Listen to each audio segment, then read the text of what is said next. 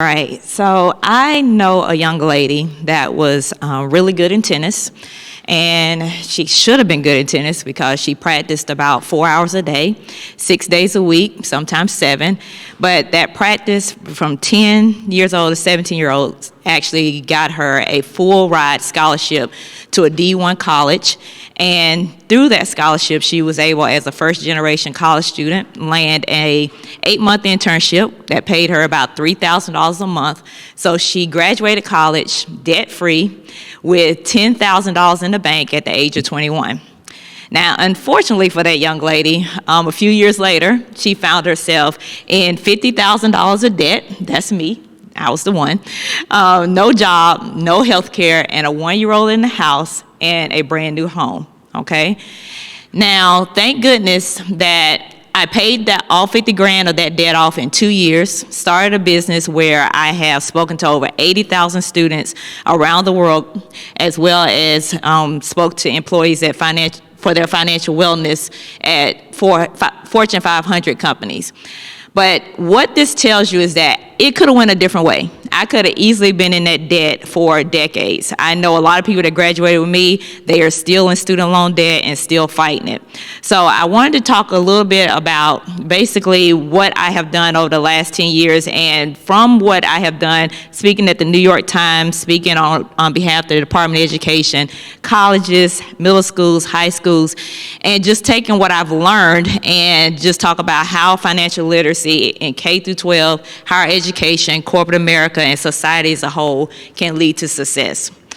So first and foremost, let's look at K through 12. And we'll say problems, we'll say opportunities and issues. So student hunger and focus. We know that, especially with COVID, we've seen a big issue with student hunger. A lot of times students do not eat unless they are in the classroom, okay? And a lot of that has to do with the finances at home. They just don't have the money to be able to feed their children. Teacher wellness. Teachers, just like the employees that I speak at corporate America, deal with financial issues, okay? They have student loans, they have, maybe credit card debt, car debt, their mortgages and so forth. So even the financial wellness of teachers is an issue.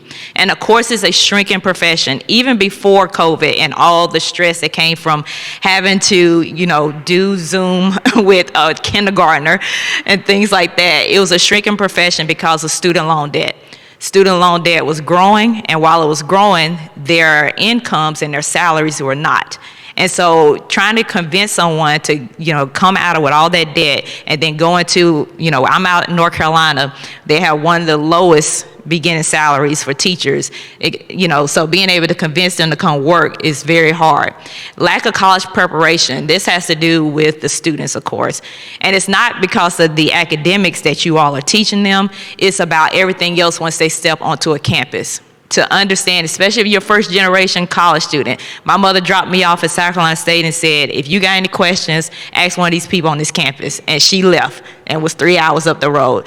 So being able to understand what student activities is and understanding that even though I'm on a full ride, your scholarship has to be renewed each and every year. So you better keep your scholarship. Those things like that can be taught in K through 12 just to help them get a better chance as they get on there. And then, of course, the school boards, which we'll talk a little bit more about. So the solutions that I've seen that, I've helped different K through 12 help with is student-parent programming. So when you look at PTA, all right, and the different opportunities, I just went to a movie we looked at Encanto, and the kids, of course, talked through the whole thing. But that could have been an opportunity that we could have had something else going on in that whole PTA meeting with programming. Showing students how to bring in money for themselves. A third grader who loves to make bracelets, how can they sell that for 25 cents or $1 to their friends? My son is in the 8th grade. I found out last night he earned $50 by doing photography at the gym. He loves photography. Being able to show students that can't get a job at Chick-fil-A or McDonald's how to bring in some money. As far as parent programming, like I said a couple of days ago, I read every page of every stimulus package that came out because I knew money was in there. So during COVID, it could have been programming for parents where they were able to be shown how to sign up for supercharged unemployment because it was supercharged. In North Carolina, people were getting up to $900 a week. That's a lot of money. and that could have eased the financial burden in these households. Right now, these parents can be getting programming around the student loan forgiveness as far as total and permanent disability. A friend of mine just got 140 grand forgiven. It's out there. As well as any of those parents that had went to the for-profit schools that closed down on them, they can get their student loans forgiven as well. This is a programming that's going to help with these parents' finances or the guardians. Scholarship searching for those of you in middle school or high school, that's something that I do with TRIO programs. And when I talk to middle school students, they always say, well, Miss Janae, when should I start looking for scholarships? And I tell them when you were 6 years old, because Google has thousands of dollars for 6-year-olds. So you need to get started now. And then, of course, the Senior Jump Start for your 12th graders, making sure that whether they go into the real world, into the military, into college, after high school, that they know what that needs to be done and what they financially need to be doing before they graduate.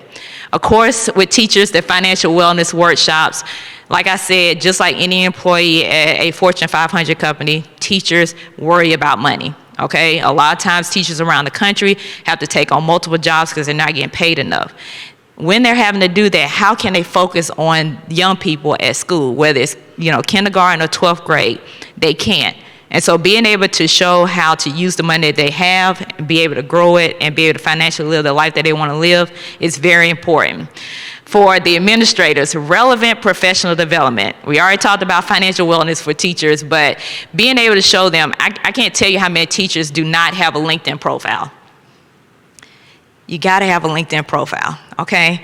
Especially if you want to move up in the industry that you're in. And that's for everybody, no matter whether they are in education or not, should have a LinkedIn profile. Also, right now, the public sector loan forgiveness, they're basically the student Department of Education is making sure that anybody that's in the public sector has a chance at student loan forgiveness, or at least taking a lot of years off of your payments. Okay, so that's something else that should be professional development, and I promise you it's not happening right now. And then last but not least, with the school board's thoughtful policy and programs. All over the country, a lot of the states are recommending or saying that a student has to take a financial literacy course before they graduate. But when you look deeper into this financial literacy course, once you get past the whole news outlets and everything, the great news that they're publicity they're getting from it, you'll see that the financial literacy is really basic, and it's not going to help students pass high school. Okay, they're still going to go into student loan debt. They're still not going to know how to look for scholarships, but they'll know about investing. The problem is they don't have any money. So what's the point of even teaching that right now? It's about teaching them about life and what they need going forward. So when we look at higher education and the issues there, retention and graduation rates, and we can add enrollment management, because there are less students to pick from in order to get on your campuses. Student insecurity, COVID also pointed this out. We know in March 2020, all of a sudden it was like, oh, all of you got to go home. How are you going to get there? And then you've seen these colleges having to raise money to get students back to their homes. And I'm not talking about international students. I'm talking about students that were 2 hours away in South Carolina trying to get them home. Those are the kind of fundraisers I've seen through Facebook with a lot of higher ed institutions. These students have food insecurity, and they're couch surfing, not understanding that they're actually homeless. And that was exploded during COVID. As far as staff and faculty focus, this is focus in the classroom once again. They are facing financial hardships as well. And then, of course, endowments. Endowments with a lot of people in higher ed and a lot of these institutions are dismal, unfortunately. Okay, and if the Department of Education ever took away the funding, so the grants, the scholarships, the Pell Grant aid from colleges, I don't care who they are. It can be Duke University that costs $80,000 a year. They can't survive long enough without the Department of Ed and that money that comes in. So even endowments is very important. Now, the solutions that I have found around the country with different colleges, having a summer bridge program for students. And I don't care if that student is coming out of high school, coming from a community college, or coming back as a non-traditional student. There needs to be a bridge program to make sure that they have a smooth transition onto that campus. Financial literacy programs with relevant programming. Once again, a lot of times colleges want to pat themselves on the back having a financial literacy program when they just have brought in a banker for free to talk about, once again, investing, or they have a real estate agent to come in and talk about real estate and getting a mortgage. What are you talking about? Why do you have them here? These young people are trying to find a way to eat. So what happens with these colleges, if you have that kind of programming and you bring students into that, the next time that you have a program, they're not going to show up because they took off work to come and be in this presentation, and it didn't help them with their finances at all. So that's why it's important to have relevant programming. Student money management centers. There are a lot around the country with peer mentors. A lot of times students will talk to someone who looks like them, that's their age, more than they will an administrator. Financial wellness for the staff and the faculty is very important as well, because what we're trying to do is just decrease the financial situations as far as the hardships in people's households so they can focus in the classroom. And then workshops for faculty and staff that focus on the financial habits of students. This is one thing that I talk about at other conferences, and the name of the workshop is Students, It Is About the Money. Because every student is not the same when it comes to money. A lot of times it has to do with culture, it has to do with race. So I go through Native Americans, African Americans, rural students, first generation students, Hispanics, all across the board, because everybody is different when it comes to money. And if staff and faculty understand those habits, they'll be able to see a lot more of those students and what needs to be going on. Now, as far as corporate America, this is when your students are getting, through K through 12, getting through college. Now they're in somebody's job. They might be in somebody's nonprofit. They may be coming teaching as well in K through 12. But when they have money issues, they are unfocused. And when they're unfocused, that's a decrease in productivity, and then, of course, a loss in profits. So it's important to be able to have financial literacy on board and financial wellness to be able to keep that from happening. So whenever I talk to HR departments about having a financial wellness program, I come from the profits, because that's what companies care about. The best thing that I ever got told when I was in college from a manager, he said, "I don't care where your piece of paper came from. I care about how much money you're going to make me." That was it. And that's how corporate America thinks. So when you talk to them in these kind of terms, they're like, okay, yeah, my employees do need to have financial wellness, because they want them to be focused. A lot of companies have irrelevant employee benefits, and we'll talk about that. And then, of course, employee retention. We have seen the great migration over these last 2 years because of COVID. People are just jumping ship for a higher paycheck. They're doing that because of student loans, okay? And they're trying to figure out how to pay them back. Now, here's an example about why it is about the money. Imagine that you have an employee that is worth $1 million a year to you, okay? They work 40 hours per week, 50 weeks a year, because they need 2 weeks of vacation. So that's 2,000 hours. Now, that $1 million divided by 2,000 hours is about $500 an hour that they're worth to you. Now, that 3 hours you see next, what that represents is that this is the amount of time per week that the average employee spends dealing with their money. So they can be on the phone talking to the student loan company, making sure that their bank account is not taking out money on this date because they need to be moved to this date before the mortgage comes out, those kind of things. So if it's $500 per hour and they're taking 3 hours a week, that's $1,500 lost by that company per week with that one employee. You multiply that times 50 weeks per year, $75,000 lost by that one employee. Multiply that by 10 employees at your company, for those that in corporate, that's $750,000, okay? Now, how I know this number is real is because that's what I represented when I was in corporate America. I brought them in $1 million a year. And when I was dealing with my money problems, I was losing them $75,000 a year. And we were a company worldwide, the biggest pharmaceutical company in the world, okay? So it wasn't just me, because once I started paying out the 50 grand of debt, everybody on my team started asking me questions of how I was doing it. So these are real numbers, and when I say corporate, it's for anybody that has a workplace. This is what's happening there. Now, the solutions for those in corporate: revamp the onboarding process for those coming in, those new employees. It's okay to talk about the investing and so forth, but it talks about more about their money, about what their health care is going to be. A lot of times that is more important than worrying about a 401k at first. Implementing a student loan program, so like making financial wellness a part of the company as a whole. If you want somebody, and this is what I'm talking to those that have companies, if you want somebody to come work for you and that star employee, offer student loan repayment. Like I said, in that stimulus package right now until 2025, every corporation can get a tax credit for a student loan repayment program. So if people are working for somebody else, that's something to bring up to your employer to make sure that they implement that through 2025. And I'm working on Capitol Hill to get that extended. Increasing productivity, because they're not worrying about their money, they can focus on their 8 to 5. It's going to lead to increase in profits and eventually a participation in retirement programs. That's what a lot of human resource professionals want me to express and get these employees there, but they have to get out of debt first and get their money together before they can give $100 a month or $200 a month to that 401k, that Roth 401k, or for education 403b. Now, society as a whole, this is why financial literacy is so important. A decrease in student loan debt, period. And whenever I go speak on Capitol Hill and talk to these different representatives and these different senators, that's what I talk about. I talk about in terms of money and bringing down the national debt. And one thing they're worried about is student loan debt. Financial literacy can help decreasing that. You're also going to have a higher percentage of people participating in the economy, period. Right now, they're not doing that, even before COVID. They were not buying houses. They were not and if you don't buy a house, you don't buy furniture, you're not going to be able to invest or anything like that. Basically, life is at a standstill for basically 2 decades for a lot of people.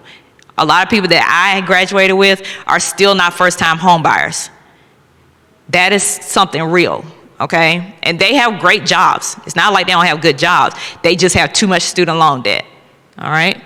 Decrease in government assistance in health care. So being able to help those with their finances. So when we're talking about that K through 12 and that parent programming, a parent program could be able to show them how to use coupons so that they can make their SNAP benefits go further and be able to find different ways to bring in some money so eventually they are able to get off of SNAP benefits. A decrease in the health care. And so a lot of times if you help people get their finances together, they stop waiting to go to the doctor. A lot of times they need preventive health care, and a lot of times it's reactive. That's what they're ending up in the emergency room, and the emergency room costs a lot of money that the bills don't get paid, and that's what I mean by it's just an increase in health care, and we need to get more preventative health care going.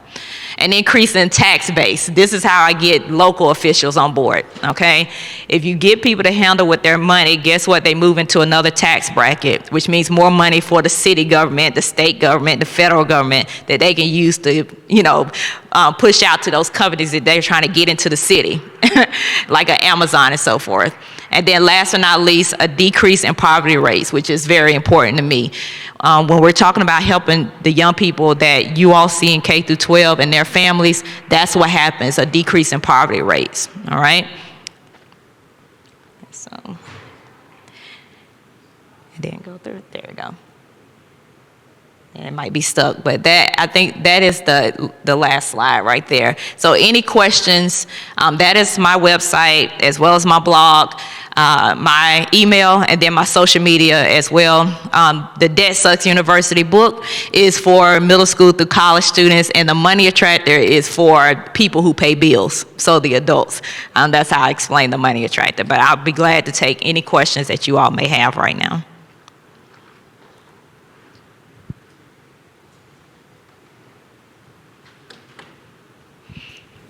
Thank you for your information. Can you share the areas of the country that you've done most with students, middle and high school students? across the country. So Okay. New York, North Carolina, Florida, Georgia, South Carolina, Idaho, Oklahoma, California, Texas, Minnesota, Illinois, Indiana, Ohio, Alabama. Okay, you got my state. I just want to see if we were there. Yeah, and I work a lot with TRIO programs, so Upper Bound, Okay, Talent yeah. Search, Student Support Services. Yes. Yeah.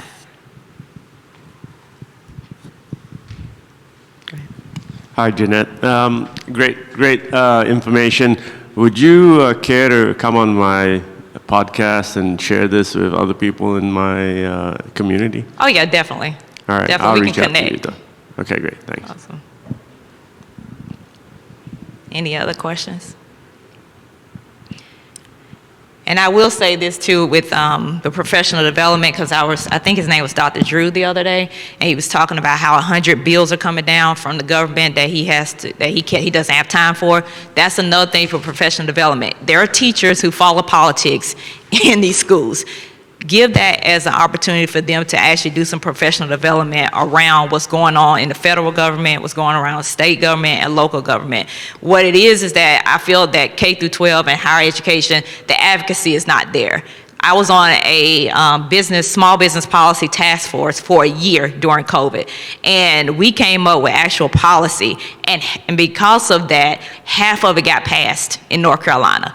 And so even rural areas for internet, like these business owners want the internet obviously goes to the students as well. But what I'm saying is if you're not involved, then everything just gets planned without you. And so if you have any teachers that are really into politics, definitely make sure that they're put in some kind of political task force for education, and that's all they focus on, nothing else. Like we on that small business task force, we talked about small business stuff. So if y'all decide to do something with teachers, it's only education. Any bill that comes out, we don't care about nothing else in that bill. We care about what applies to us as teachers, as educators, and our students. And that's it. And that's something that can help you get more power within your city government, state, and federal government. All right. Any other questions? We have about 3 minutes. I wanted to make sure I stayed on time here. Any other questions? All right, and I'm here the rest of the day, so if anybody has any questions at lunch or anything, just let me know. Thank you.